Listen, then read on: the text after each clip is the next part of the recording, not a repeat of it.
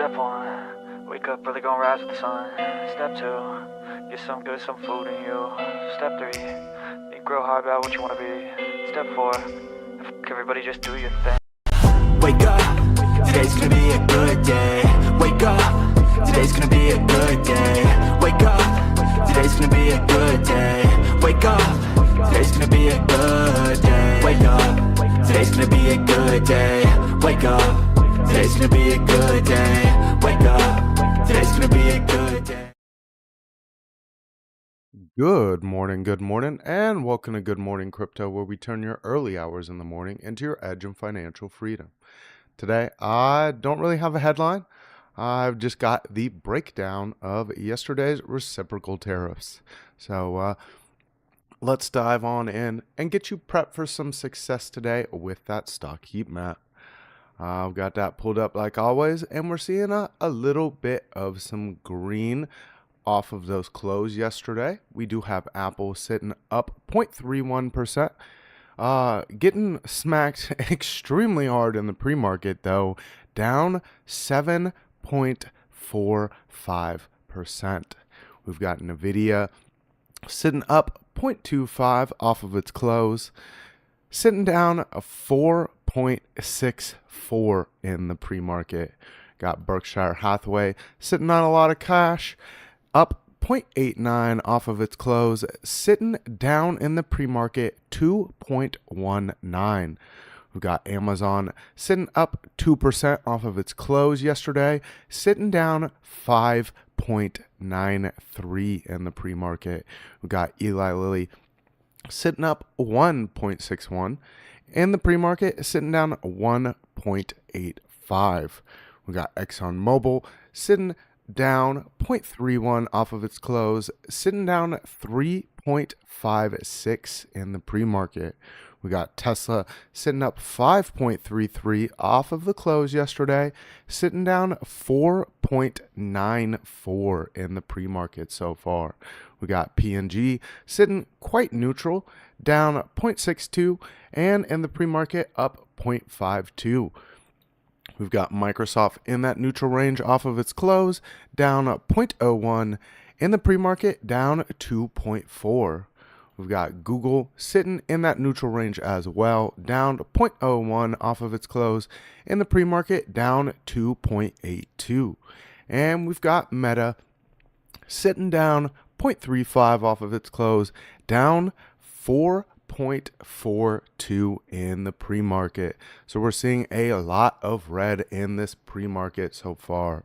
Let's hop over to the crypto side of things, and it's no different there.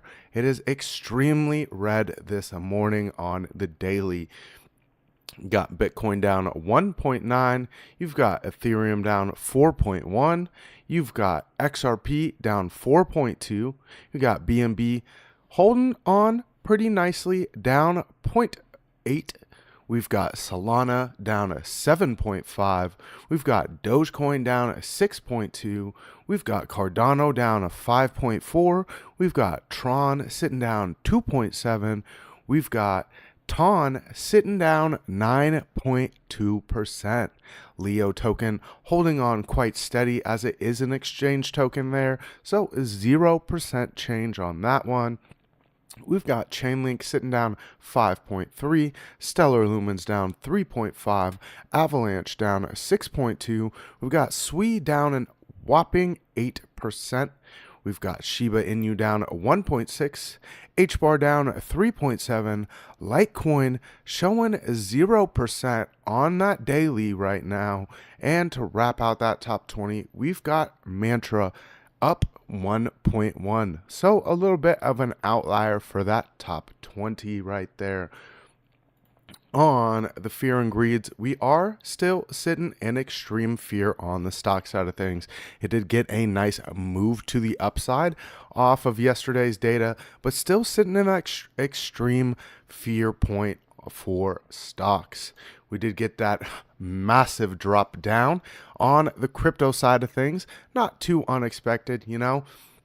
We did get that nice move to the upside, just short of grabbing all of that top side liquidity I've been talking about up at about $90,000, and then we plummeted right back to our sideways range and saw a massive move to the downside on that fear and greed, back at extreme fear, down 19 points.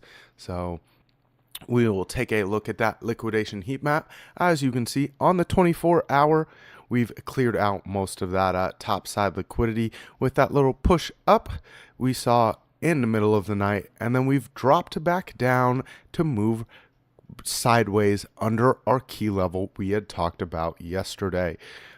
You zoom that on out to the 3-day, we're also looking quite bare there as well. We've cleared out a lot of liquidity to the top side.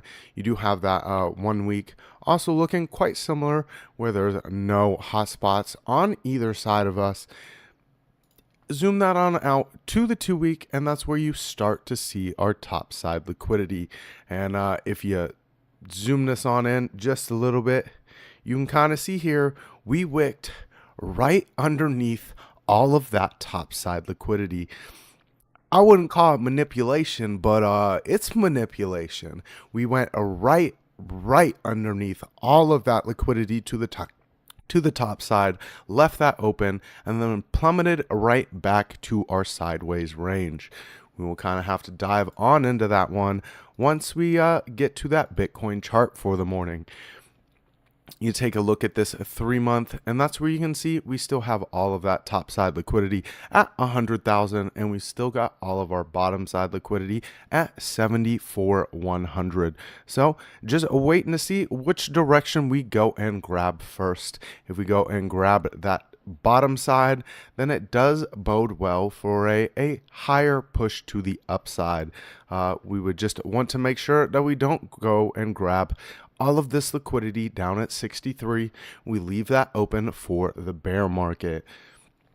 Let's hop in to the chats and say good morning to everyone. Oh, let me get to that economic calendar real quick. We do have a Challenger job cut coming out in 35 minutes. That will be not a massive market mover, but something to start the day on. Might get a little bit of a push to the downside off of that, especially since job data hasn't been coming out extremely positive in the US. We also have a balance of trade at 8:30 Eastern time. We have imports and exports at that same time, and initial jobless claims as well. So a lot of data coming out at 8:30 this morning. At 9:45, we also get the S&P Composite PMI final, looking for a bit of an increase on that. So looking like inflation is rearing its head once again. Not too unexpected on that data, though. Not a heavy market mover, but something to keep your eye on.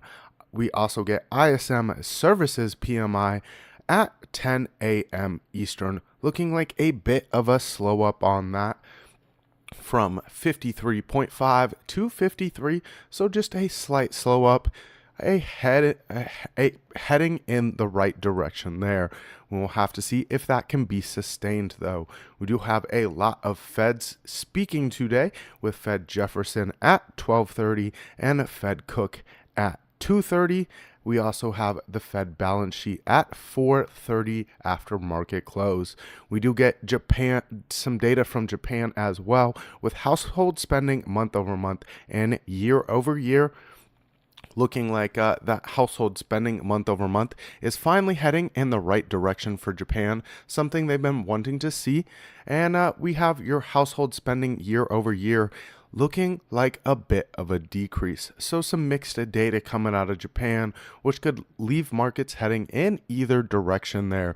We'll kind of have to see if traders favor that long-term data or the short-term data, because that short-term data does look like it's heading back in the right direction, but the year over year still looking a little bit worrisome. Now let's hop over to the chat and pull up that Bitcoin chart.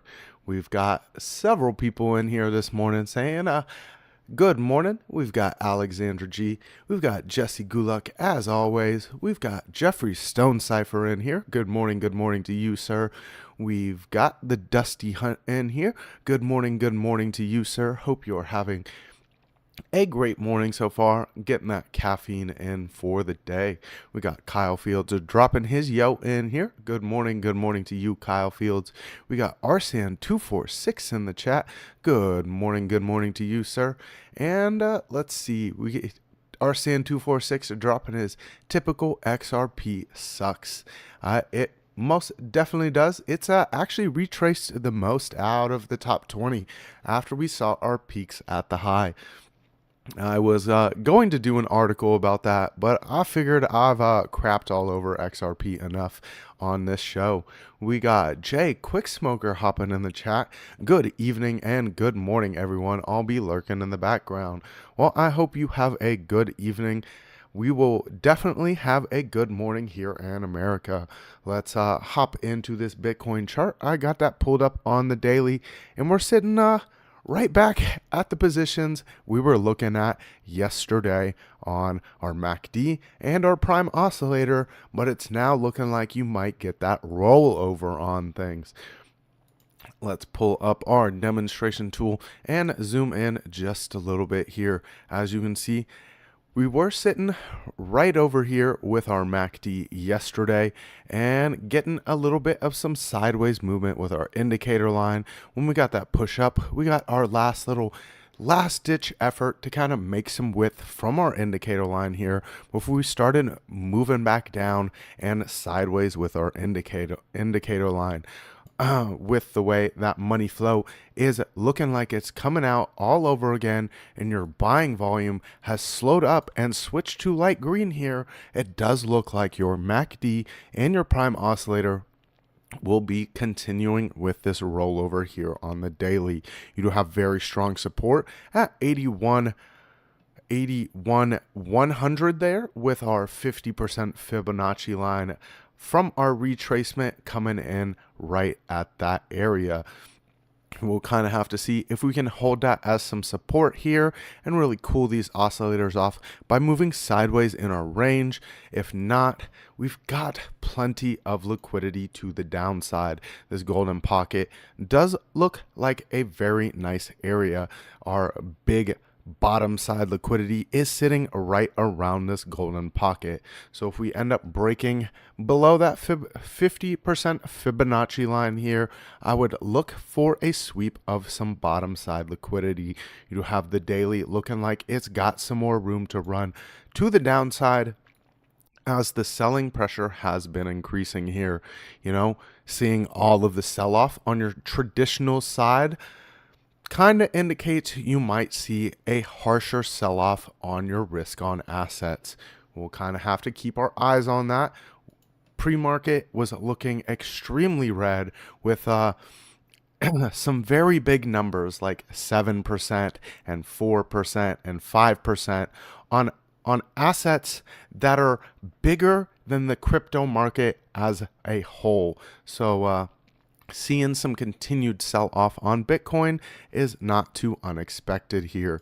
You've got this 4-hour starting to print some red candles here on your MACD as you just got our MACD line crossing to the bottom side of our indicator line with some curvature on that indicator line back to the downside. So looking for a little bit more downside here over the next couple of days. We do have your prime oscillator also sitting quite red, but starting to move a little sideways here. So might see that first bouncing range being at that 50% Fibonacci and a lot of liquidity right below that $81,000 mark.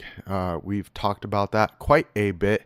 That is the top side of our old CME gap as well. You have your volume slowing up quite a bit here on the 4-hour, switching to some selling volume here as your money flow is also looking to roll over, and True 7 just switched to our red here. Looking for that first real clipping of our True 7 will probably come with some harsher downside action though. Let's zoom on in to the hourly, see what the day is bringing our way here. You're seeing a nice double topping here under our key area we had talked about wanting to turn into some support, and that was at 85 at 251. You got some nice pushes to the upside above that 382 there before we really lost that entire range when Trump started speaking yesterday. Fell just short of sweeping all of this liquidity, which was sitting right above us. I know Piper had talked about that liquidity potentially being an area to grab yesterday, and we fell just short of that, left all of that open, and it looks like we're looking for some of that bottom side liquidity. You have your prime oscillator rolling back over here, sitting light red, as our true 7 is sitting extremely red here, moving quite sideways. Money flow looking to come back out. We're printing light red candles here on our oscillator here for the MACD, waiting to see if we can get that pushback up on our indicator line and hit a cross back to the upside. But if we do, that zero line is going to be a very hard area to get back above. We've got plenty of support down here at that 81,000 mark that I would really look for a strong bounce. Let's see what the 15-minute and the morning are bringing our way here. And this is where you really see that MACD cross all over again, printing our first red candles here, which are starting to get bigger. You've got plenty of buying volume back in this range, and money flow looking to come up just a bit on that selling volume. So looking to see if we can at least maintain these lows back here at 82,000. You did have a nice double topping action at 83,800. We'll kind of have to see if we can find some support below us to try to break that double topping action. If not, I would look all the way back down here with how red your prime oscillator are and that MACD cross we just got there, indicating there's definitely some downside movement headed our way, especially with that data drop we'll be getting here right at 8:30 Eastern time. That's 10 Eastern time. That's that ISM services PMI. Let's hop back over to the chat. We've got Bob Testman 001 saying good morning.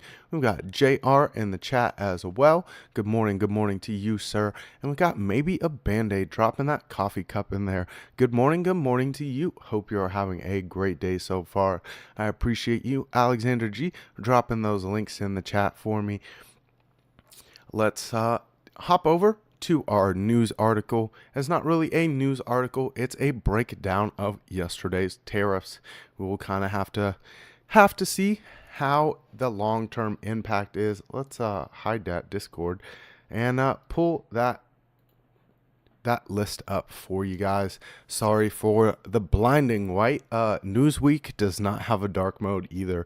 I don't know what's up with all these news outlets and not having a dark mode, but it's awesome when it's like 4 o'clock in the morning and you're pulling up a news article and it just blinds you. So if I get blinded, y'all have to get blinded. I'm sorry about that.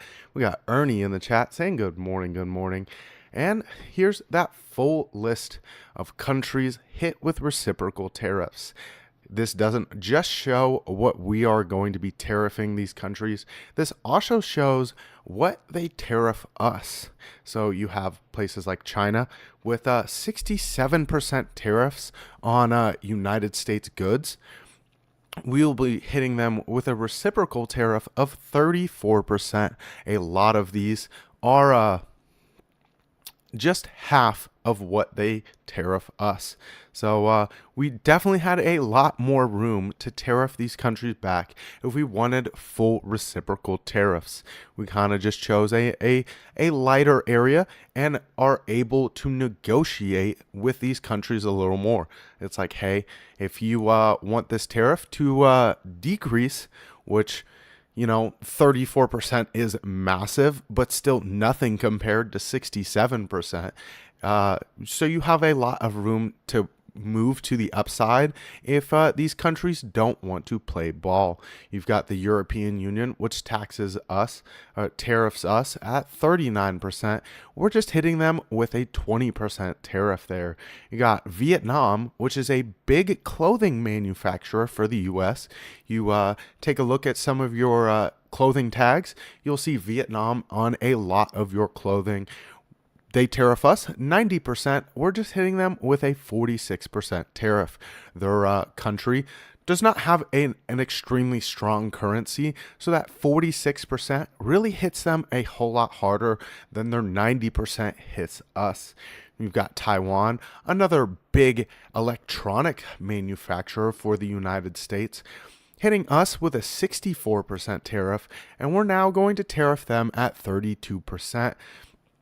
Definitely something that could force some of these electronic companies that are United States companies that manufacture their goods over in Taiwan to kind of move that on back here, especially since if they do move those practices back to the United States, the government will pay them boatloads of money. You had Intel looking at that first company to do so back last year, got, I believe it was $600 billion to start building a plant in Texas. So definitely lots of opportunities if you start moving those practices back here. We've got Japan with 46% tariffs on us, getting hit with 24%. We've got India with 52%. We're going to tariff them back with 26%. We've got South Korea with 50%, which makes a lot of our durable goods. You have TVs and refrigerators and air conditioning units all made in South Korea will now be getting hit with that 25% tariff, looking to move some of those practices back here. You have places like LG already talked about moving some of those practices back to the United States after they moved those to Mexico. Thailand's getting hit with 36%. You got Switzerland with 31%. Indonesia, another clothing manufacturer for the United States, getting hit with 32%. Malaysia with 24%. Cambodia with 49%. They tariff us to a point where it's very hard for United States to even get our goods in their country. We're kind of trying to level out the playing field there. We do get some exotic fruits from Cambodia. We've got the United Kingdom just getting hit with that 10%. South Africa, a 30%. Scroll it on down. You've got Bangladesh getting hit with a 37%. Another place that produces a lot of clothing for the United States. Got a bunch of these other countries just getting hit with that flat 10% there. We've got Israel getting hit with a 17% tariff. Might be getting some of those funds back that we have been using to make sure that Israel is nice and secure. We've got Sri Lanka getting hit with a 44% tariff. You've got let's scroll it on down. A lot of these are just that flat 10% tariff. They tariff us 10%, so we're just going to do the same. Got Madagascar, an exotic fruits and coffee importer to the United States. Tariff us 93%, making it basically impossible for us to move any American goods to that country. Getting hit with that 47%. Our currency is a lot stronger than theirs, so it has a much higher impact on them. You got Myanmar getting hit with that 44%. Let's scroll it on down just a little bit more. You got Laos, another country that makes it basically impossible for America to move any goods over there, as they have a 95% tariff on goods, getting hit with a 48% tariff. A lot of wiggle room there to negotiate. We do import things like coffee and rice from Laos. We've got a lot of these other countries getting hit with that nice 10%.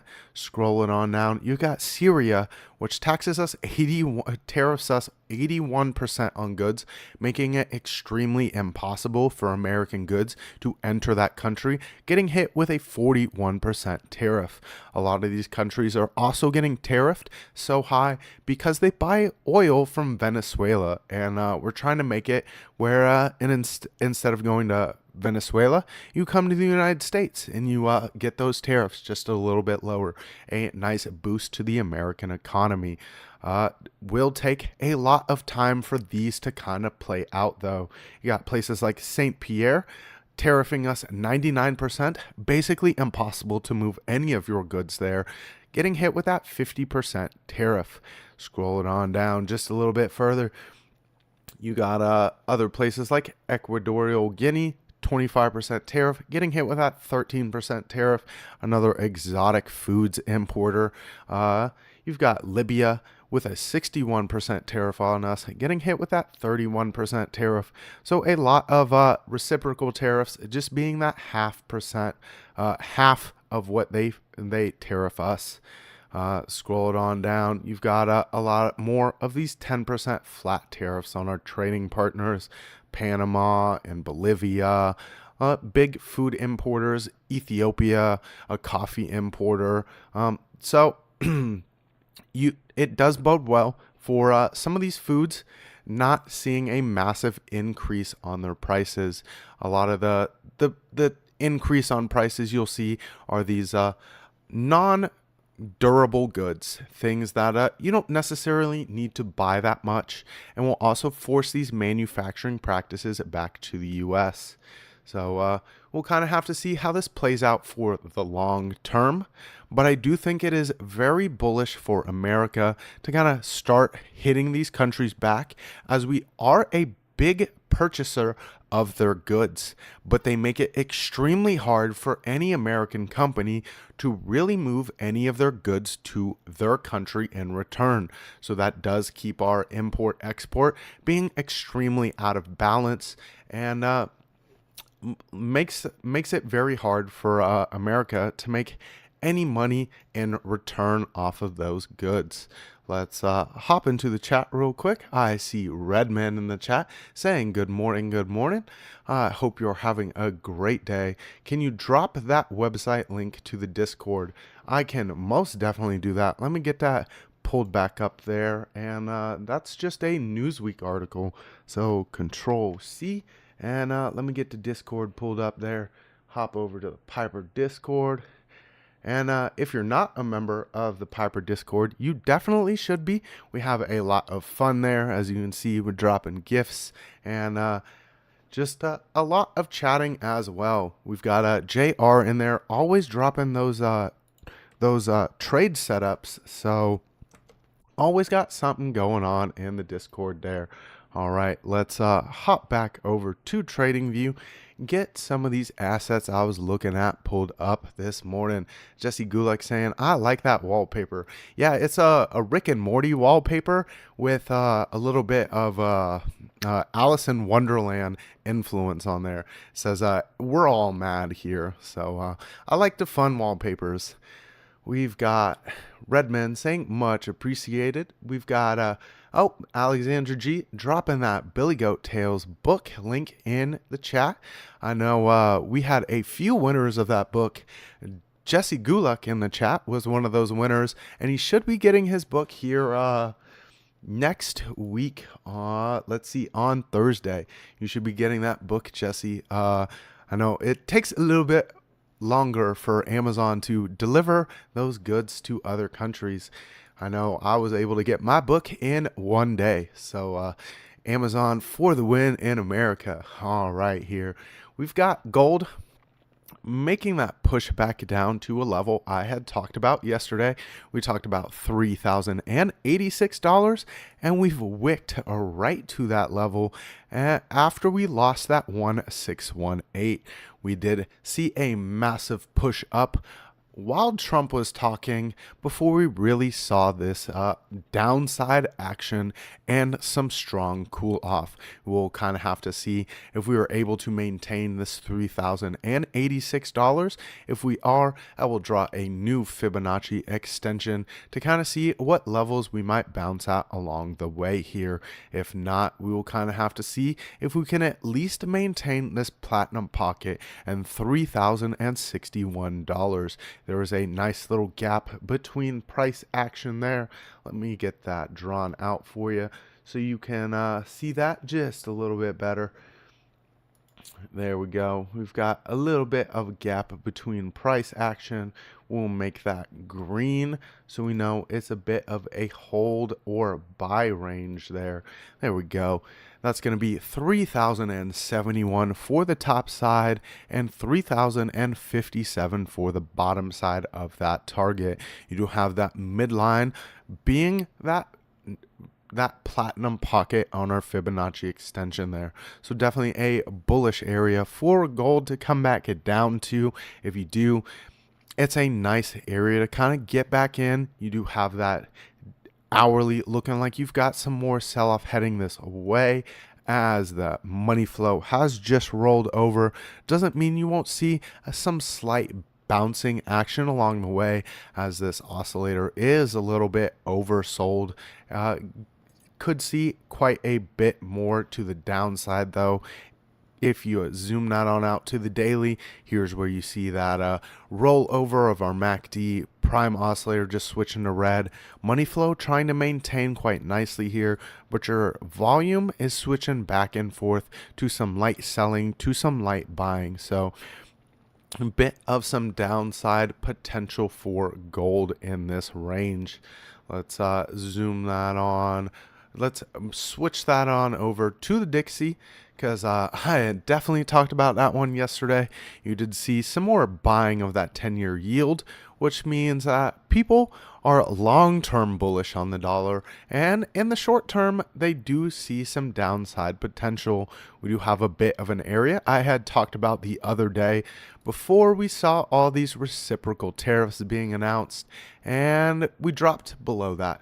I was at 103.20, which I wanted to see hold for the dollar, was unable to maintain that level and really dropped below it with some strength there. You see a giant red candle here to retest all of this quick movements we saw the other back in October. We do have this platinum pocket being some strong support with a little bit of a range to the bottom side, being a 116 that I'd kind of look for us to hold there. If we're unable to maintain that area, I will have to switch this over from a Fibonacci extension to a Fibonacci retracement and start to see our levels, because that would mean that for the short term, we're more in a retracement on the dollar and not looking for some topside targets here. We do have that golden pocket coming in at 98.17. We will kind of have to see if we hold this 116 before we start looking at those lower levels though. Seeing a platinum pocket bounce come into play would look good for the dollar in the short term, but you are seeing a lot of sell off on that dollar. The US dollar JPY pair, which I've talked about quite a bit, at that crucial level all over again. You did see that Japanese carry trade being unwound back here in August once we got below that golden pocket. And I told y'all I would let you know if we drop below the golden pocket all over again, and kind of watch for that potential of a Japanese carry trade being increased. We are now at that point. We dropped below our golden pocket here, and we're sitting in an area where we could continue to go to the downside. Your money flow is extremely red here, so extremely worrisome as these US dollars flow into other currencies. You've got your volume being some buying volume here, but it's a last-ditch effort to try to hold this golden pocket. Volume is rolling over. You have your prime oscillator sitting heavily in the red and pointing to the downside. Got your MACD crossing our indicator line to the downside here, and we're printing our first red candle here. So very worrisome for that US dollar JPY pair. You might see it continue to the downside extremely hard if more money flow comes out and that Japanese carry trade unwinds just a little bit more. That's another potential for some extremely hard downside movements. If you do see that Japanese carry trade unwind, look for Bitcoin to sweep that bottom side liquidity at $74,000. We see Baba Yaz in the chat saying good morning to the Academy. Good morning to you, Baba Yaz. And Aiko in the chat dropping those coffee cups. And looks like that chugging some coffee emoji and some rocket ships. So rocket ships to the downside though, because I think that that downside action is going to be that rocket ship movement today. I'm taking the day. I can't do anything right. Oh, that's not true, JR. Just take a breath, calm yourself down, take a look at a naked chart, and then start from zero. I do the same thing sometimes. I actually did that with my Bitcoin chart this morning. I just kept my key levels drawn out, made a completely naked chart, redrew some Fibonacci levels, found some local ranges, found some macro ranges all over again, and then kind of got rid of some of my trend lines and restarted from there. Sometimes the best way to really calm down when you're looking at these charts is just to start from zero, just take a breath, calm down, and then reallocate where you're looking at, because it does get a little bit overwhelming, especially with all the manipulation we've been seeing in the market. And all of that red on the pre-market this morning really indicates for some more downside movements. That's why I just like to trade on Bitcoin. You asked me if I took one of my trades that I had talked about on the show, which really played out quite well. I know you had the same trade in the Discord, and you would drop that link in there and gave everyone the setup. Hit TP1, hit TP2, just like we had talked about. But to keep myself from getting to that point, I just trade on some Bitcoin. And then if someone asks, that's when I do some TA on another asset. Seeing that 7% to the downside in the pre-market for Apple this morning, looking like you're going to see some continued sell-off into today. Nvidia just dropping back, dropping almost to that 6% there. Seeing Amazon now over 6% to the downside in the pre-market. Yeah, looking like a very rough morning so far. Tesla almost 6% to the downside. Microsoft now almost 3% to the downside. Google almost 3% to the downside. Meta now almost 5% to the downside. So looking very red for the morning. And looking even more red for crypto as soon as that market opens up. We have a lot of data that is indicating some more negatives for the economy, especially with some of these tariffs coming into play. You do see some more downside action being a potential. Let's hop over to one of my favorite assets here. I know it was talked about in the chat a little bit earlier, saying how awesome XRP is, but you can see we're now sitting right back at that level I had talked about yesterday, and that was at $2.01. That was an area in an old fair value gap. We did lose this support line I was looking at holding. We got that bounce back up from $2 and almost $2 even there. Really tried to push back up to our area where I wanted to see us hold at support, which was $2.06. Got a brief move above it before we really turn that into some resistance there. So let's get rid of that support line and take a look at what we'd be looking at for the morning here. Let's zoom this on out to the hourly, see what we're looking at for the day, and then try to see what we'd look for the morning here. You do have plenty of selling volume here in this range, waiting for money flow to come back in. You've got your prime oscillator looking heavy red all over again, but your true 7 is really starting to clip out here. So you've got a bit more of some downside potential here before you really see some strong money flow coming in on the daily. You've got your 50% Fibonacci line, which could really hold things up. That's $1.95. You kind of have to zoom that on out just a little bit to see what the bottom side action is on that. And it looks like $1.90 would be that real bottoming point for XRP if we break below that that 50% fib there. Let's get that drawn out as some white and lock that. That'd be that next area I would kind of look for. We've got a nice little range in between our 50% Fibonacci and our bottom side target there, where we could really see some positive money flow coming in for XRP to try to push us back up to our fair value gap. Let's zoom that on in to the 15-minute and see what the morning is bringing our way. You're sitting at a bit of an indecisive point here as our MACD is looking to roll over once again. You've got your prime oscillator getting a little bit of some curvature here to the upside, but your volume is starting to slow up on that buying volume. So looking like a little bit of some exhaustion at $2.01, which indicates that you might lose that bottom side of our fair value gap. Looking all over again at these bottom side target at $1.99 would be that first short-term one I would look for some bouncing. Let's get that drawn a little bit thinner so you can kind of see this would be that first short-term target, and this would be our real long-term target here to kind of look for XRP. We got $1.99. This next target being $1.95, which is that 50% line on our Fibonacci, and then looking for $1.90.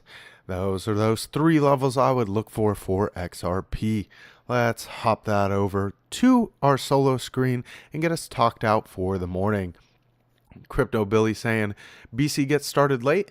Yeah, I got started a little bit late. So I had a radiator hose explode in my car. So I had to go drop my girl off at work in her car. And then I took her car for the day because my hose doesn't get delivered until this afternoon. So I still needed to get to work, and it's her longer day at work. So had to switch things around for the morning. We need 10 more likes, please. Make sure you've liked the stream. It really helps the channel and shows your support. I appreciate you, Jesse. I got started late, says Crypto Billy. Hey, we all have those mornings. So should be a good day though. You know, we got some big downsides for a lot of these assets, and looking like some good buying ranges. So I think I'm going to do a little bit of some buying today if I have the time for that. We got Billy being a slacker, says Buck. Oh goodness, sir, you always poking fun at people. Well, I appreciate every single one of you for showing up. I hope you enjoyed that breakdown of some boring tariff news. It does have the potential for a little bit more downside action, especially with how red things are looking. I'm sure at the morning market report at 10 a.m. here on this channel, Piper will give a bigger breakdown of those tariffs. You know, he has a little bit of a different perspective, especially since he's a little bit older. So he's been around the block, and he's seen the repercussions of some of these actions. We've got the We've got Trading with OC at 8 p.m. Eastern Time and Markets After Dark with Lunar Beaches Crypto at 11 p.m. I will see y'all at the morning motivational video here in just a second. Make sure to wake up because today is going to be a volatile day, but today is going to be a good day.